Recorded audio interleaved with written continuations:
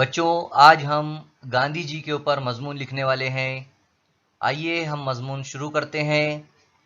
مضمون اس طرح شروع ہوگا شعر کے ساتھ: ویران کر دیا تھا آندھی نے اس چمن کو، دے کر لہو بچایا گاندھی نے اس چمن کو، رکشا کرے گا اس کی ہر نوجواں ہمارا، سارے جہاں سے اچھا ہندوستاں ہمارا۔ اس کے بعد پیراگراف بنے گا ایک: اس جہان کے ہر دور میں ایسے بے شمار افراد پیدا ہوئے ہیں جنہوں نے اپنے وجود اور کارناموں سے نہ صرف اپنی ذات، خاندان، قوم و ملت کے لیے گراں قدر کارنامے انجام دیے، بلکہ قومی سطح پر اور عالم انسانیت کی فلاح و بہبود کے لیے بہت سے کام کیے۔ ایسی ہی عظیم شخصیات میں گاندھی جی کا بھی شمار ہوتا ہے۔ گاندھی جی 2 اکتوبر 1869 کو پور بندر، گجرات میں پیدا ہوئے۔ پھر دوسرا پیراگراف رہے گا: سب سے پہلے گاندھی جی نے، یہاں پر ہے جو ہے تو چھوٹ گیا ہے، یہاں پر آپ لوگ لگانا رہے گا وہاں پر۔ سب سے پہلے گاندھی جی نے جنوبی افریقہ میں بھارتیوں کے لیے ستیہ گرہ کی تحریک چلائی۔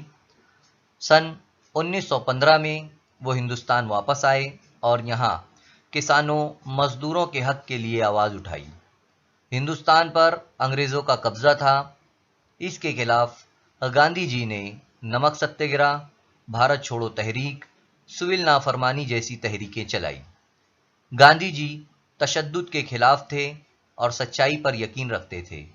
ساتھ ہی ساتھ وہ سودیشی یعنی اپنے دیش کی چیزوں کا استعمال پر زور دیتے تھے۔ وہ سادہ کھانا، سادہ لباس، دھوتی اور سوت سے بنی شال کا استعمال کرتے تھے۔ بھارت کی آزادی کے لیے انہوں نے احتجاج کے طور پر کئی دن کھانا پینا چھوڑ کر انگریزوں سے اپنی بات کو منوانے کی کوشش کی۔ دیش کی آزادی کے لیے کئی بار جیل گئے۔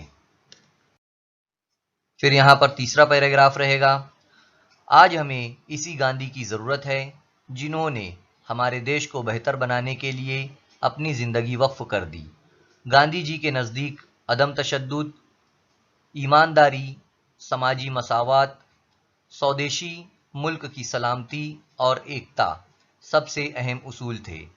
بھلے ہی گاندھی جی آج ہمارے سامنے موجود نہیں ہے، لیکن ان کے بتائے ہوئے اصول آج بھی بہتر اور کارگر ہے۔ 30 جنوری 1948 کو گاندھی جی کو ناتھو رام گوڈسے نے گولی مار دی اور ان کا انتقال ہو گیا۔ تو یہ مضمون اس طرح رہے گا ہمارا۔ آپ لوگ اسے صاف و خوشخط الفاظ میں لکھنے کی کوشش کریں گے اور اسے یاد بھی کریں گے۔ اللہ حافظ۔